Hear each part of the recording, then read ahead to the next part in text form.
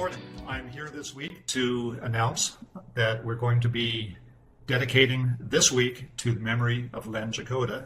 And I'm here with Lori, who's going to share information about Len and the journey that she went through with Len. Lori, welcome. Thank you. I was wondering if we can start off, if you can tell us about Len. Tell you about Len. I still have people come up to me, even now, saying, "Oh, I remember Len. He sold me a house. He was the nicest guy. Sense of humor. Just a good guy. Just a good guy. Good dad. Liked to laugh, liked to travel, and was a good life partner." Yeah, fantastic. What advice do you think that Len would give to people to live life to the fullest?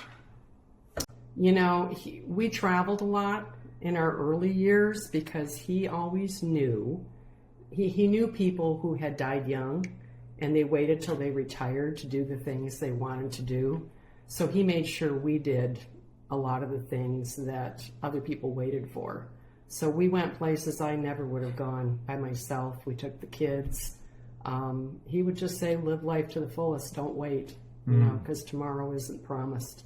Was most of the travel within the country or international as well? We were in Japan when I was pregnant with my first daughter.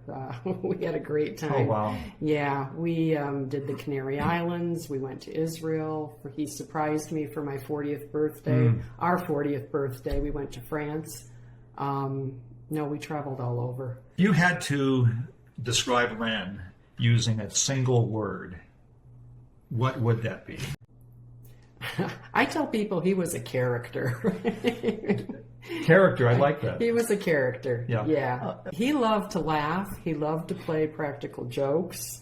He loved to dress up. One of my favorite memories, because I worked at public health, we did flu clinics, and he dressed up as Stevie Wonder and was out directing traffic, and these people would stop and look because he's got the cane and the glasses and the long hair. I mean, he just loved to do stuff like that. That makes life a lot of fun. Yes, it does. So I'm kind of wondering, with the going through the hospice care process, I'd like to hear about how that not only impacted Len, but also the impact that it had on you and family members as well.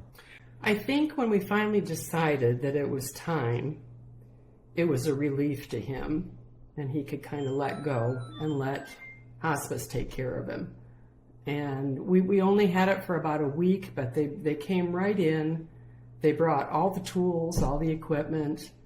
They brought social workers, somebody for my kids, our family of friends that were here. They were just very supportive, but they let me do my thing too. Yeah. Being a nurse. Yeah. Good. That's tough. It's a tough thing to recollect. Yeah. But obviously a lot of it's, I imagine, comfort-based to Len. Exactly. And but the resources, it sounds like that they provide the family and extended family who are present. That sounds really invaluable as well. Right. We were fortunate he was here at home in his own bed, surrounded by, I used to call it his harem, because he had all these lady friends that are my friends that, you know, we could all be there with him through this journey.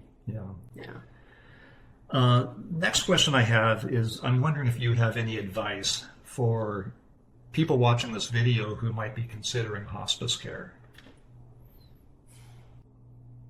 I think that they're wonderful people and consider it. Don't wait too long. We may have waited a little too long in hindsight. They're just fantastic people. And they're there to help you as much or as little as you need. On the circumstances. And they help you through the process. I think that's the whole thing too. You know, what to expect, what you do when the time comes. Okay. Thanks for sharing that. I kind of want to spend a moment to talk about how you can learn more about hospice care. And for those of you living in the Amador or Calaveras communities, of course, our local Amador Hospice or Hospice of Amador and Calaveras is absolutely wonderful. But for those outside of the area, it's really quite simple. All you have to do is just Google hospice near me, and the hospice locations will pop up on the computer. But more importantly, you can also contact your primary care physician, because they are very aware of when hospice is necessary. But don't be afraid to bring it up. Secondly, I kind of want to talk for a moment about how you can help support hospice so they can continue to do the vital services. And so this adventure, of course, is a fundraiser as well as bringing awareness to hospice care. But at the end of this video, there will be a link on how you can donate to hospice.